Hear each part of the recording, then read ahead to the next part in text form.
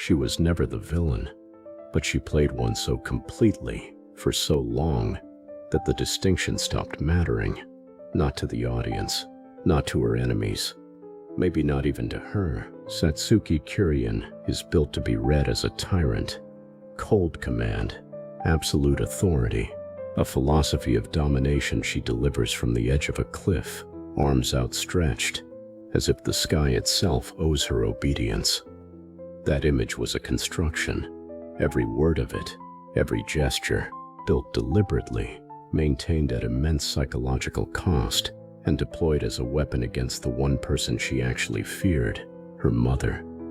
The question no one asks, what does that kind of sustained performance do to a person? Here's where we're going. By the end of this video, the argument will be this: Satsuki didn't just wear a mask, she became the mask. And the most disturbing part isn't that she fooled everyone else. It's the evidence that she may have started to believe it herself. Ragyo Kiryuin is Satsuki's mother. She is also, by any clinical definition, an abuser, not metaphorically. Ragyo conducted medical experiments on her own children.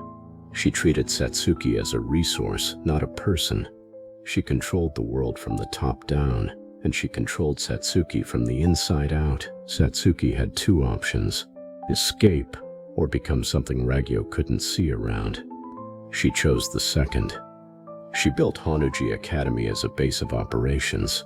She cultivated absolute loyalty. She constructed a philosophy: those who lack the will to live deserve to crawl.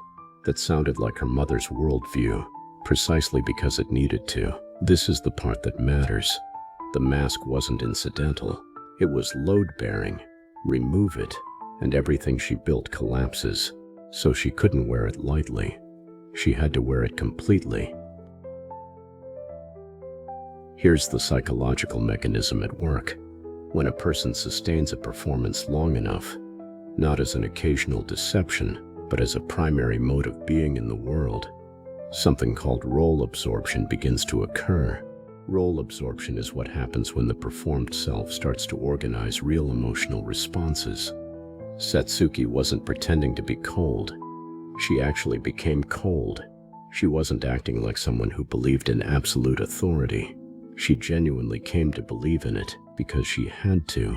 A partial performance gets detected.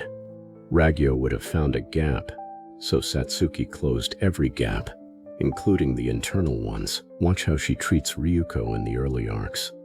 The contempt isn't theatrical. It's real. It had to be real for the plan to hold. She built a version of herself that could survive her mother's house, and that version gradually displaced the one that existed before it. When Satsuki reveals her true allegiance, when she turns against Ragyo, a portion of the audience feels something unexpected, not relief, not catharsis, a subtle sense of something off.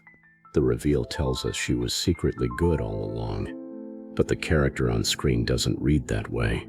She reads as someone who was shaped by cruelty into something close to cruel, and then decided, in the final moment, to weaponize that shape against its origin.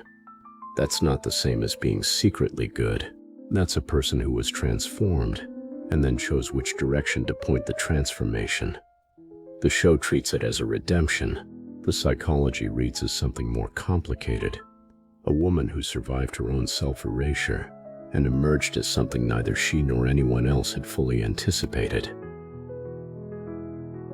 The clinical term most applicable here is identity diffusion, a state in which the coherent sense of self becomes fragmented under sustained pressure. Satsuki's identity didn't fragment, it consolidated around the mask. That's what makes her case distinctive. Most identity diffusion produces incoherence. Satsuki's produced hypercoherence, a perfectly functioning, internally consistent persona that had consumed the original. She didn't lose herself, she replaced herself.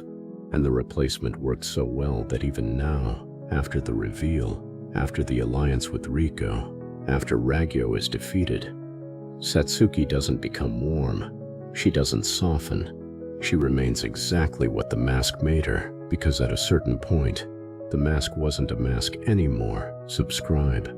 We go deeper here every time. There is a question that the show never asks and never answers. Did Satsuki Kiryuin survive? Not physically. She was never in danger of dying.